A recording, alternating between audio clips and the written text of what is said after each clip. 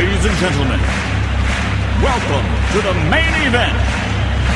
Welcome to The Explainer. You know, if you do business with the U.S. government on a long-term contract, there's always been this nagging question. How do you adjust your prices when costs, inevitably change? For years, the answer was, well, it was complicated and super rigid. But that's all changing. We're seeing a huge shift from a one-size-fits-all rulebook to something way more modern and flexible. Okay, so let's dive right into this question. It looks simple enough, right? But the answer has just been completely overhauled. And I mean, this isn't some minor tweak in the paperwork. We're talking about a fundamental change in the relationship between the government and literally thousands of its contractors. All right, here's how we're going to break it all down. We'll start with the puzzle itself, take a look at the old, kind of clunky rules, then get into the new, flexible approach.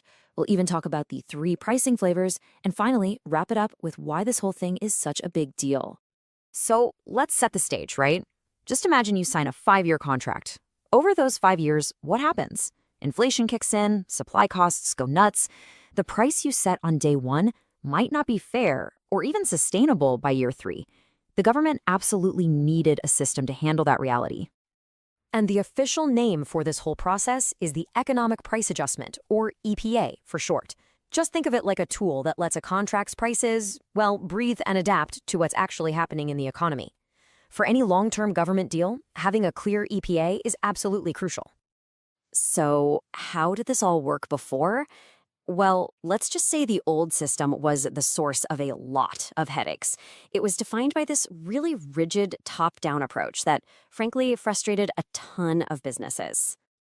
Under the old rules, the government basically said, look, here's exactly how you're going to adjust your prices, and you're going to do it on our schedule. It didn't matter if you were selling software or services or even paper clips.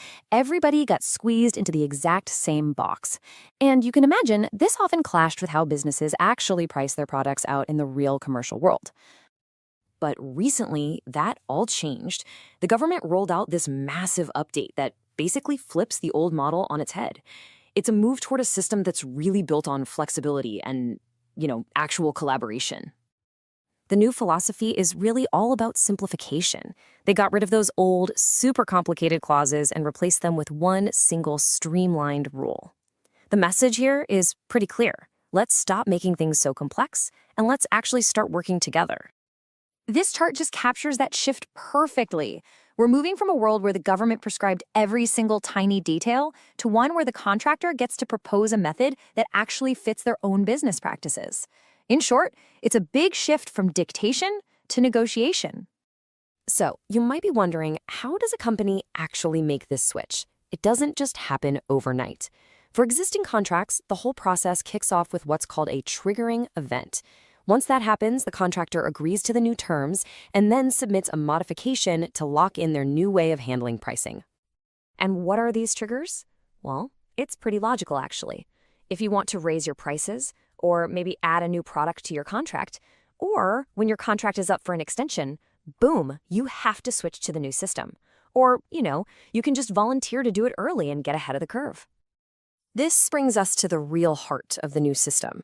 Once a contractor gets triggered, they don't just get assigned a method anymore. Nope, they get to propose one from 3 main options, or as we're calling them, flavors. You can really see the flexibility in these 3 main choices. First up, you've got fixed escalation. This one's perfect for services where you can predict cost increases. It lets you have a preset annual bump without a mountain of paperwork. Second, you can use a market index. So if your costs for things like materials or labor are tied to the bigger economy, this lets you peg your prices to an objective index. And finally, there's established pricing. Now, this is a huge one for product companies. It lets your government prices simply follow your regular commercial price list. It's all about finding what actually fits your business model. But wait, there's actually a 4th, kind of hidden option that is incredibly important. Think of it as an escape hatch or an emergency button that's automatically built into every single contract under this new rule, just in case. This is for those rare but massive disruptions. Think another global pandemic or a major natural disaster that just completely wrecks supply chains. This clause is a safety valve. It gives both the government and the contractor a way to adjust prices during a real crisis, totally separate from those 3 standard methods. So after all those details, what's the big takeaway here? I mean, why is this more than just another bureaucratic shuffle? Ultimately, this whole thing is about way more than just pricing. It's a huge step toward modernizing how the government buys things. It's a signal that the government gets it, that a rigid, one-size-fits-all approach just doesn't work anymore. The goal is to cut down on paperwork, build a more collaborative relationship, and most importantly, make it easier for innovative companies to do business with the government. And that really leaves us with one final thought. This change in pricing rules, well, it could be a blueprint for a much bigger shift in how the government buys everything. It makes you wonder, right? Are we seeing the dawn of a new, more agile, and truly collaborative era in government contracting? I guess only time will tell. A special thank you to MarketUS.com for furnishing us this information. You can reach them at MarketUS.com or call them at 954-636-3232.